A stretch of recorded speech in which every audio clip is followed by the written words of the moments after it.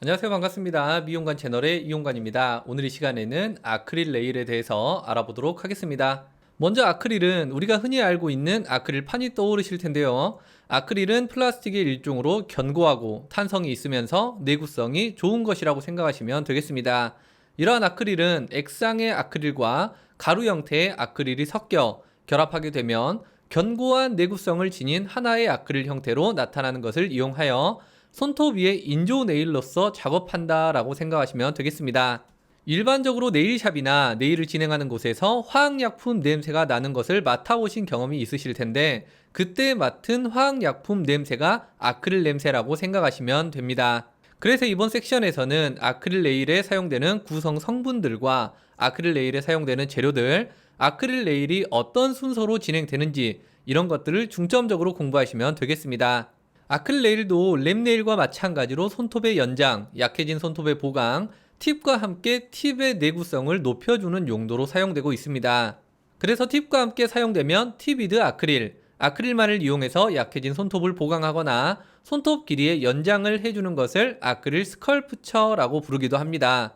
이러한 아크릴은 앞에서도 말씀드렸듯이 액상 타입의 모노머와 파우더 타입의 폴리머로 나눠져 있습니다. 그리고 모노머와 폴리머를 서로 결합시켜 더 큰 분자의 아크릴로 만들어주는데 촉매 역할을 해주는 것이 카탈리스트다라고 정리하시면 되겠습니다. 카탈리스트는 다른 말로 중합 개시제라고도 한다. 메모해 놓으시면 좋을 것 같습니다. 아크릴 레일에 사용되는 도구 및 재료로는 액상의 아크릴인 모노머, 다른 말로는 아크릴 리퀴드, 파우더 형태의 아크릴인 폴리머, 다른 말로는 아크릴 파우더이며 파우더에 색료를 추가해서 아크릴의 색상이 결정되기도 합니다. 프라이머는 손톱의 pH를 조절하여 유수분을 제거하거나 뒤에 사용하는 네일 화작물의 밀착력을 높여주기 위해서 사용되는 것이 되겠습니다.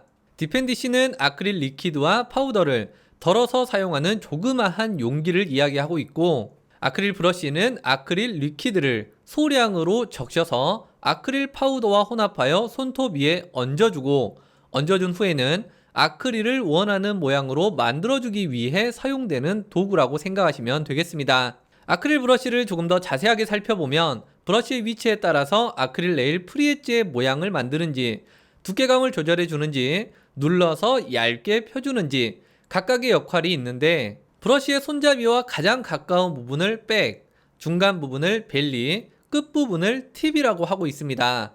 백과 벨리는 아크릴을 손톱 위에 올려준 후 두께감이나 전체적인 모양을 조형할 때 사용하고 있고, 팁은 손톱의 가장자리나 큐티클 라인, 스마일 라인 등 디테일한 표현에 사용되고 있습니다. 네일폼은 아크릴 스컬프처를 진행할 때 허공에 아크릴을 올릴 수 없기 때문에 프레지 앞부분에 아크릴을 임시적으로 올려놓을 수 있는 틀을 이야기하는 것이 되겠습니다. 이러한 네일폼은 일회용 폼과 재활용 폼으로 나눠지는데, 일회용 폼은 고객의 손톱의 크기나 모양에 따라서 조금 더 자유롭게 모양을 조형할 수 있다라는 장점을 갖고 있지만 내구성이 약해서 강한 힘에 약하다라는 단점이 있습니다. 반대로 재사용 폼은 고객의 손톱의 크기나 모양에 따라서 조절이 힘들고 무겁다라는 단점을 갖고 있지만 내구성이 강해서 브러쉬로 강하게 누르는 힘에도 쉽게 틀어지지 않는다라는 장점이 있습니다. 둘 중에 더 자주 사용되는 건 일회용 폼이 더 많이 사용된다라고 알고 계시면 좋겠습니다. 브러쉬 클리너는 시술 후에 붓에 잔여하는 아크릴 잔여물을 깨끗하게 세정해줄 목적으로 사용하는 제품을 이야기하고 있습니다. 아크릴이 잔여할 경우 다음번 시술에 방해가 되고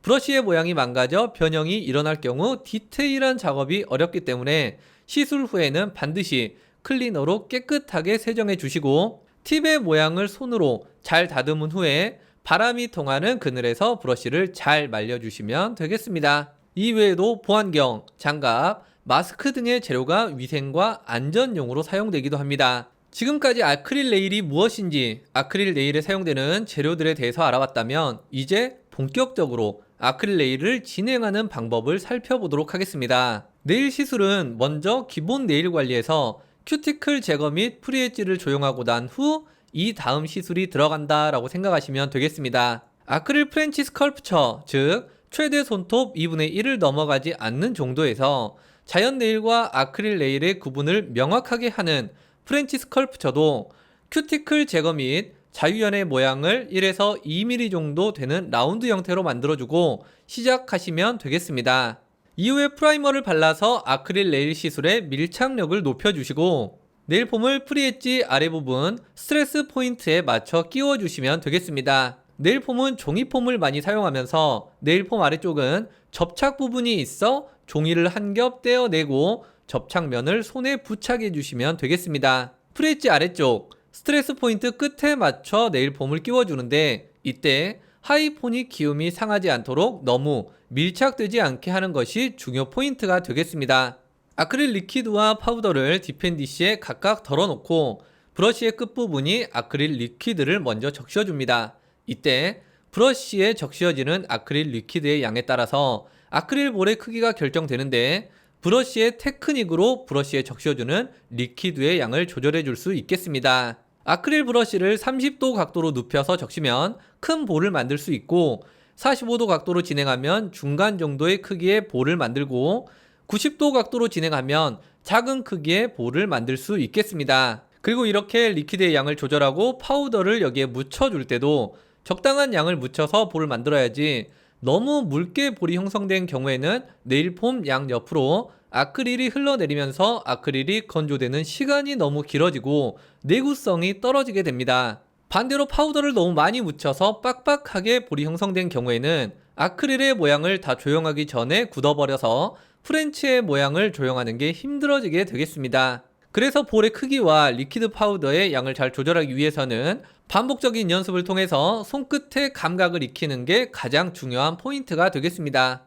이렇게 적당한 볼을 네일폼 위에 올리고 브러쉬의 백 부분을 이용해서 전체적인 넓이와 두께감을 형성하고 벨리 부분을 이용해서 아크릴의 프리엣지와 사이드 부분을 일자 반듯하게 조형해 주시면 되겠습니다. 그리고 마지막 스마일 라인을 맞춰서 조형해 주는 것은 브러쉬의 끝부분인 팁을 이용해서 스마일 라인 양 끝을 섬세하게 조형해 주시면 되겠습니다. 이렇게 스마일 라인 앞쪽에 유색의 프렌치가 완성됐다면 색이 없는 클리어 파우더를 이용해서 볼을 하나 더 만들어준 후에 유색 아크릴과 자연 네일이 연결되는 부분에 볼을 올려서 하이 포인트를 형성해 주시면 되겠습니다. 마찬가지로 팁과 벨리, 백을 이용해서 하이 포인트를 잘 조형해 주면서 하이 포인트에 무게감을 실어 주시면 되겠습니다. 큐티클 라인의 로우 포인트를 조형할 때는 붓을 최대한 세워서 팁 부분을 이용한 테크닉으로 네일 그루브와 큐티클 라인에 안 닿도록 세심하게 진행하는 게 좋겠습니다. 이렇게 해서 유색의 프렌치와 하이 포인트, 로우 포인트의 조형이 다 끝나면 아크릴 레일이 완전히 건조되기 전에 프리엣지 부분 양옆을 눌러주면서 핀칭을 진행하여 C커브 곡선을 만들어주시면 되겠습니다. 네일폼을 제거해 주시면 되고 프리엣지의 모양과 인조 손톱의 양옆을 일자 반듯한 모양이 나오도록 파일을 이용해서 모양을 조형해 주시고 인조 네일 위쪽 표면에 요철이 생기지 않도록 180 그릿 이상의 파일을 이용해서 표면 정리를 해주신 다음 샌딩 파일을 이용해서 매끄럽게 만들어 주시면 되겠습니다. 그리고 더스트 브러쉬를 이용해서 분진을 1차적으로 제거해 주신 다음에 남아있는 분진과 이물질을 멸균 거즈를 이용해서 추가적으로 제거해 주시면 되겠습니다. 그리고 사용한 도구를 소독하고 깔끔하게 정리하는 것으로 마무리해 줍니다. 다음으로 나오는 아크릴 원톤 스컬프처는 프렌치와 다르게 자연 네일과 길이가 연장되는 부분까지 한 가지 색으로 진행하는 것을 이야기하고 있습니다. 마찬가지로 기본 네일 관리에서 프리엣지 조형 단계 이후 프라이머를 도포하고 네일 폼을 끼워줍니다. 이후 리퀴드와 클리어 파우더를 이용해서 볼을 만들어내고 1차로 만들어진 볼을 네일 폼 위에 올리면서 스마일 라인까지 조형, 2차로 만들어진 볼을 이용해서 하이 포인트를 조형하면서 1차 조형 부분과 자연스럽게 연결해주기, 3차로 만들어진 볼로 로우 포인트를 조형하면서 2차 조형 부분과 자연스럽게 연결해 주시면 되겠습니다. 건조 전에 핀칭을 넣어서 프리엣지의 곡선을 만들어 주시고 네일폼을 제거하고 프리엣지와 인조 손톱 옆면 조형, 표면 정리, 분진 제거, 사용 도구 소독 및 정리로 마무리해 주시면 되겠습니다. 이렇게 해서 오늘 진도는 다 끝났고 오늘 배운 내용들 중에서 꼭 기억해야 되는 것은 아크릴 레일은 액상의 아크릴 리퀴드인 모노머와 가루 형태의 아크릴 파우더인 폴리머의 중합 반응에 의해서 나오는 아크릴 수지 형태의 네일 작업물을 이야기하는 것이고, 리퀴드와 파우더가 결합하도록 하는 것이 카탈리스트라는 중합 개시제라는 것. 자연 네일의 pH를 조절하여 아크릴의 밀착력을 높여주는 것은 프라이머이며, 아크릴 브러쉬는 위치에 따라서 다른 기능을 수행하는 3개의 부분, 백, 벨리, 팁으로 나눠지고 각 부분별로 쓰임새를 달리하고 있다라는 것 알고 계시면 좋겠습니다. 아크릴 네일의 전체적인 진행 순서는 프라이머, 네일폼 부착, 아크릴볼 올려서 조형하기, 핀칭 주기, 네일폼 제거, 인조 네일 모양 및 표면 정리, 분진 제거 후 사용한 기구 소독하여 마무리라는 것도 정리해 놓으시면 좋을 것 같습니다. 그리고 아크릴볼을 올려줄 때는 첫 번째 조형은 네일폼 위에, 두 번째 볼은 하이 포인트, 세 번째 볼은 로우 포인트라는 것도 기억하시면 좋겠습니다. 이렇게 해서 오늘 수업은 다 끝났고, 네이버 에듀웨이 카페에 들어가셔서 다른 사람들은 어떻게 공부해서 합격했는지 합격 수기를 확인해 보시면 좋을 것 같고, 동영상 강의를 시청하면서 공부하면 좋은 점 등을 남겨주시면 지금 공부를 시작하시는 분들과 지금 공부를 하고 계시는 여러분들에게 많은 도움이 될 것 같습니다. 오늘 내용도 유익하셨다면 좋아요 꾹 눌러주시면 정말 감사하겠습니다. 오늘도 수고하셨습니다.